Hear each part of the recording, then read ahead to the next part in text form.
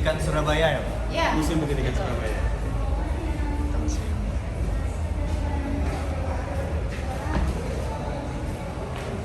Tour guide-nya ada? Tour guide? Ada Oh, di dalam ya? zona sudah ada. Udah ada ya? Sudah ada bulan. Jadi di sini ada beberapa zona, ada Surabaya pendidikan praksara, pendidikan pasca praksara, kemerdekaan sampai setelah kemerdekaan. Oke. Sebelum kemerdekaan ya Mas. Oke, masih ya Kak?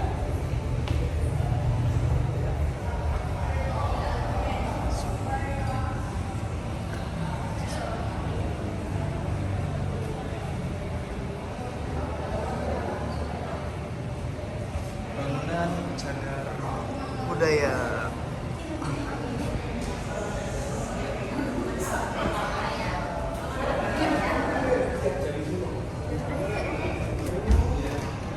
Nah, di sini terang.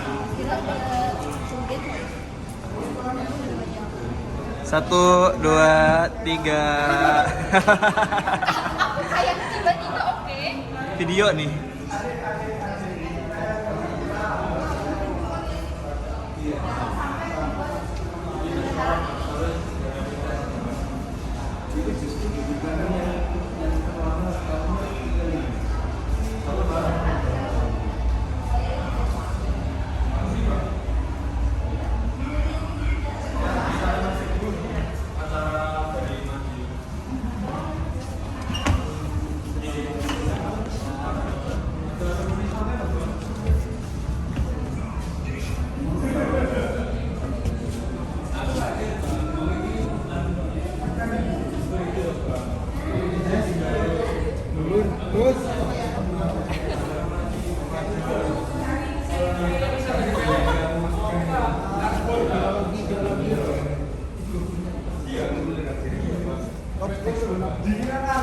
Kayak Maluku Kerala.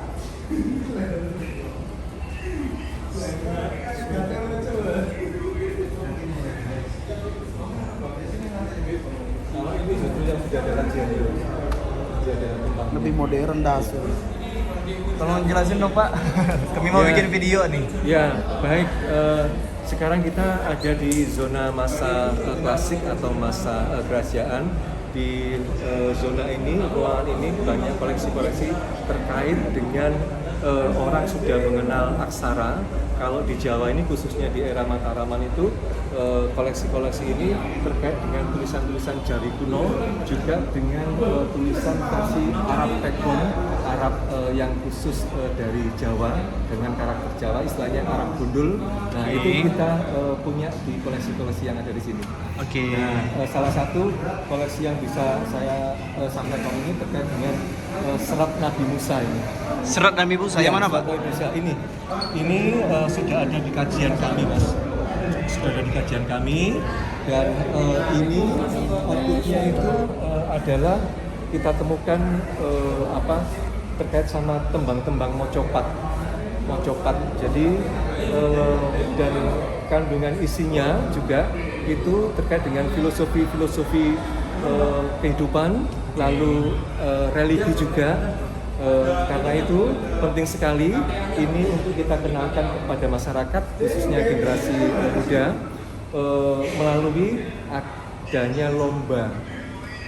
Ini mau kita lombakan Lomba aksara ya? Tembang mocopatnya.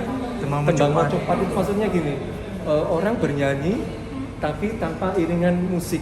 Nah, jadi mereka menembang seperti itu dengan isi yang ada dalam kajian kita ini. Oke. Tidak ada gunanya banyak Ya, ini kebetulan kertasnya masih pakai kertas kulit sapi, sama seperti yang surat busuk itu. Itu pakai kulit sapi. Berarti itu cuma ini aja Pak, atau ada yang lain lagi? Kalau manuskrip ini adalah masa klasik di museum kami. Kebetulan kami membangun museum ini, kita bangun juga storyline dari kronologis representasi dari masa-masanya, mulai dari masa praaksara sampai masa kemerdekaan. Dan di zona masa klasik atau kerajaan ini kita kebetulan koleksi yang kita bawa ini ada korelasinya dengan peradaban di masanya seperti ini. Pernah nggak sih mas mahasiswa gitu kan kesini gitu? Sering kali. Jadi Jurusan. betul, makanya museum itu salah satunya fungsinya adalah sebagai kegiatan edukasi ya, selain untuk kegiatan riset maupun enjoyment. Makanya untuk kegiatan riset itu orang-orang atau bahkan ada yang S3 itu mereka Filologi ya Pak? betul. Kadang yang ini juga filolog juga seperti itu, jadi yang khusus terkait sama surat-surat ini. Kebetulan saya juga belajar ya. Oh siap. Iya, Oh. sastra Arab. Wah luar biasa. Filologi juga. Nanti bisa jadi narasumber saya. Pak. Iya. Tukeran kontak ya. Iya, jejaring. UIN Cirebon. Uwin, oh Uwin. Di Cirebon juga kebetulan kita dari mahasiswa sastra Arab tuh sering ke Kesepuhan. Siap. Kesepuhan, Iya. ke Cirebonan. Betul. Dan kami pun juga dibantu sama ini akademisi juga. Oh, Dan ini orang-orang UNESA. Oh, gitu. Biolognya UNESA gitu ya. Jadi yang Jawi kuno Iya. sama yang Arab background gitu. Berarti ini full semuanya itu Arab, bahasa Arab atau ada bahasa Jawa pegonya? Kalau ini kan untuk Jawi kuno. Jawa kuno. Kalau yang Arab pegonya ini. Arab pegonya yang sini Iya, Pak ya? betul. Kenapa? Oh bukan. Ini kan maksudnya ketika pendidikan itu diawali dengan institusi. Waktu institusi di masanya itu kan misalnya kalau orang masa klasik Islam, kerajaan Islam itu kan ada musola, ada langgar, gitu. Meskipun belum banyak masjid waktu itu, mereka melaluinya dengan kurikulum seperti itu, pemahaman tentang religi, tentang bagaimana tentang mengenal aksara dan sebagainya seperti itu. Dan ini Dari dulu tuh memang sudah ada dibentuk ya kurikulum kayak ini. betul, iya. Jadi makanya kurikulum itu kan sebenarnya bukan dibangun pada masa era pendidikan modern saja. Nah, yang mau kita sampaikan bahwa museum kami itu juga menunjukkan tentang dinamika masa ketika orang itu mengenal kurikulum pada belum zaman modern seperti itu. Apa yang unik Pak dari perjalanan pembentukan kurikulum? Yang mendasar itu ini, misalnya kalau di masa orang belum mengenal aksara ya, Iya. nah itu dianggap namanya kurikulum. Nah, konsep pendidikan yang belum didapat pada masa institusi, orang sudah mengenal musola, langgar, tempat berkumpul, tapi di tempat yang terendah di versi keluarga itu merupakan pola kurikulum yang diciptakan sama istilahnya komunitas terkecil lingkungan keluarga, termasuk masa praksana ini kan orang ketika belum mengenal tulisan, terus bagaimana cara dia bertahan hidup, itu banyaknya di masa megalitikum, paleolitikum, neolitikum dan sebagainya. Ketika orang mengenal zaman batu sampai akhirnya transisi ke masa orang sudah mengenal istilahnya logam dan sebagainya seperti itu. Nah itu gambaran-gambaran itu yang mau kita ingin kita sampaikan ke generasi. Bagaimana sih kalau kamu itu sudah ada pada zaman modern, kamu sudah punya kurikulum yang bagus, kamu juga sudah punya sarana yang menarik. Nah di situ harusnya kalian itu lebih lebih untung dibandingkan masa lalu. Harusnya kalau kalian sudah pada kondisi seperti itu, harusnya kalian sudah bisa bertanggung jawab untuk memanage itu dengan baik gitu. Sama, betul. Iya. Kalau di sini Ini kebetulan kami dibantu sama komunitas. Ya, komunitas yang memang di sini tempatnya itu ada juga dari kampung. Tapi bukan kami dapatkan respon, bukan kami dapatkan dari kami dibantu sama komunitas. Ya, kami bukan memilih buat kami untuk ya.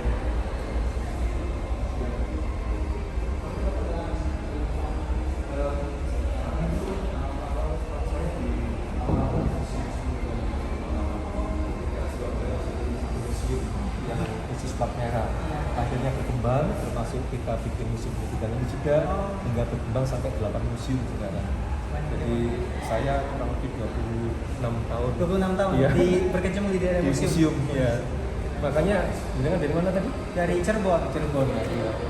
Makanya teman-teman komunitas terkait sama pengelola museum itu ada di mana-mana, termasuk Cirebon, di Makassar dan sebagainya. Saya dulu juga istilahnya diklatnya kan di Makassar dulu seperti itu. Jadi ada komunitasnya, alhamdulillah. Oke, makasih ya Pak. Sama-sama. Iya. Iya, senang sekali.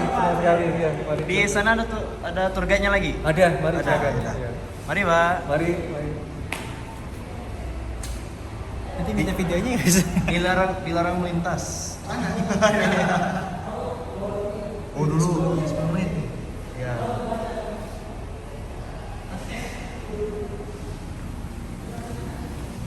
Oh ini museum nih. Kita barengan aja ya. Yuk. Let's go. Oh, ini zaman dulu nih. Oh iya, keren. Mesin ketik. Ini apa ini? Oh zaman Belanda nih. Kamus bahasa dasar bahasa Belanda. Di bahasa Belanda. Ini aksara juga ini. Cetak huruf. Kayak stempel gitu ya? Oh iya. Hand press milik Keh. Apalagi Ini juga ngetik Ini. juga. Ini strongkeng. lampu cempor kalau ini.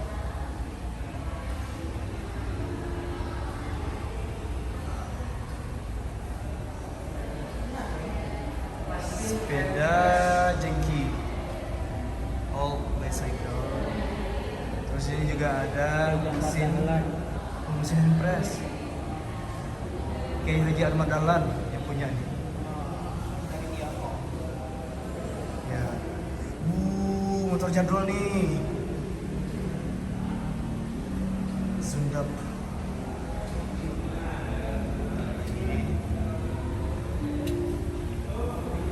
Ini sepeda mengayuh sepeda menjemput impian. Oh ini sejarahnya ini Budi. Ini Ibu Budi. Ini Budi, ini Ibu Budi, ini Ayah Budi, ini Kakak Budi. Siapa si Budi? Oke. Tapi memang si Budi terkenal. Terkenal, ada di Ya, mana-mana. Ada di mana-mana si Budi ya. Memorabilia ruang kelas. Oh ini ruang kelas, pasti kemerdekaan. Oh gini Pak. Kami delegasi dari pertama di kelas bisa melaksanakan cuti sungai sekarang berada di Museum Pendidikan Kota Surabaya. Terima kasih. Assalamualaikum warahmatullahi wabarakatuh. Oh iya. Barunya guys. Dari sini ya? Ya.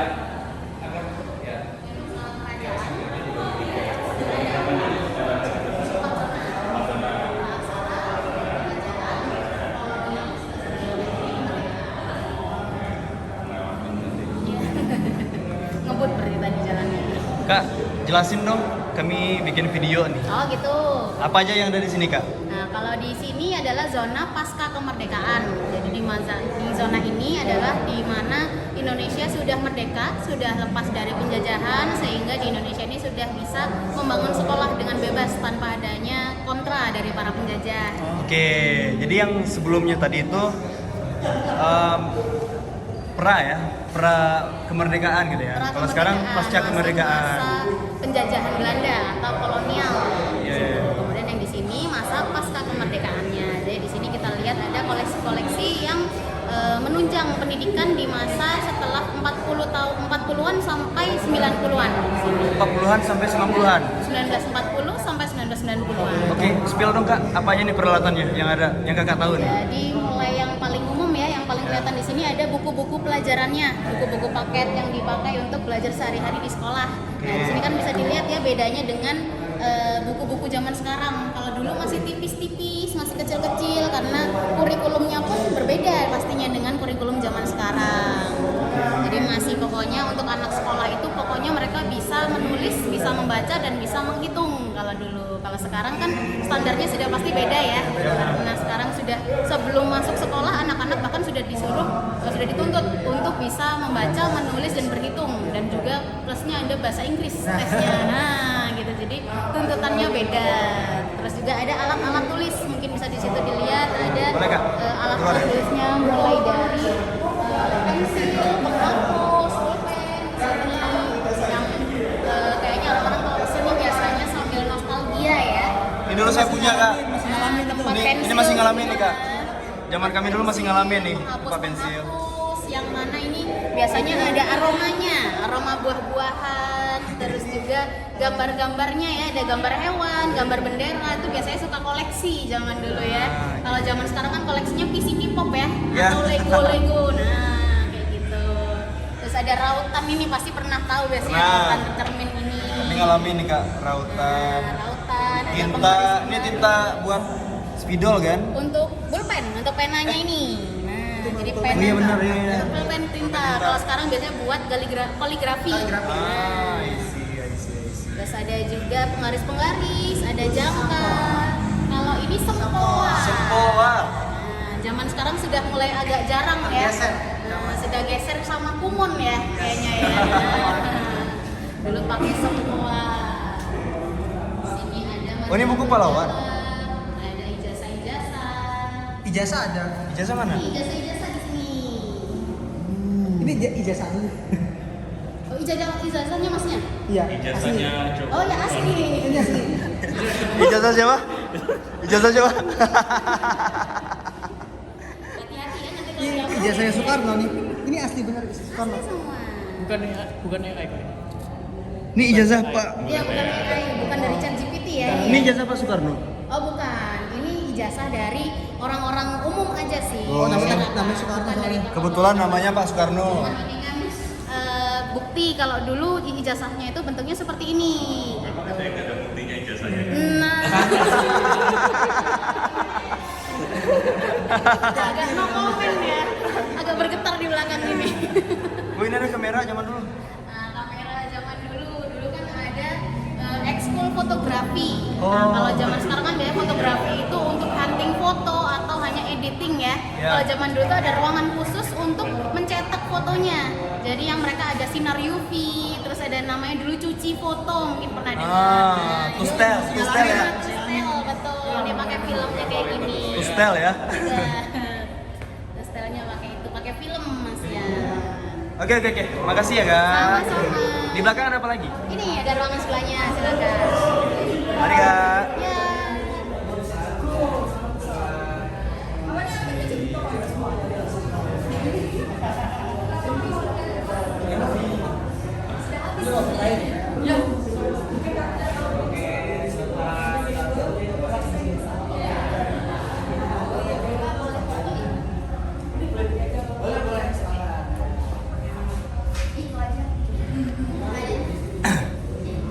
Oke, kami lagi bikin video nih, Pak. Nah, mungkin bisa di-spill ini ruangan apa gitu. Zona terakhir Kak, zona Ya. Surabaya, dan di Surabaya sendiri sebetulnya ada juga kayak lembaga pendidikan gitu kan. Salah satunya di rumahnya HOS Cokro Aminoto. Oh, ini rumah? Ini sebetulnya museum pendidikan yang dulunya adalah sebuah sekolah atau lembaga pendidikan yang bernama Taman Siswa. Oh, oke. Ini udah keliling-keliling dari tadi. Ya, Mulai dari pembahasan apa ya? Pendidikan pra Praksara. penjajahan, pra kemerdekaan ya, pra kemerdekaan, sekolah kolonial, kolonial juga kan. terus Iya. kerajaan. Kerajaan juga Iya. ada tadi. Iya, benar. Jadi memang kita dibagi beberapa zona lah, beberapa era gitu kan. Dimulai dari praksara tadi. Nah, terakhir Pak, sebelum ditutup videonya, kira-kira menurut Bapak apa nih pesan untuk anak-anak muda agar mereka tuh paham nih tentang sejarah yang ada di museum pendidikan yang ada di Indonesia kan? Iya. Satu-satunya ini menurut saya menarik sih. Ada nggak sih pesan-pesan yang ingin disampaikan nih Pak? Mungkin pesannya lebih ke bagaimana cara kita mengubah pola pikir agar apa yang mungkin sebelumnya kurang terlalu suka sejarah sekarang dimulailah untuk sedikit menyukainya, karena kadang dari sejarah juga kita bisa banyak belajar terkait hal-hal, tidak hanya pendidikan, terkait hal-hal lain juga kita bisa belajar. Jadi jangan pernah melupakan sejarah terkait pendidikan. Oke, makasih Pak. Ya. Nih ruangan terakhir. Oke, dadah dulu. Ya, dadah. Bye-bye.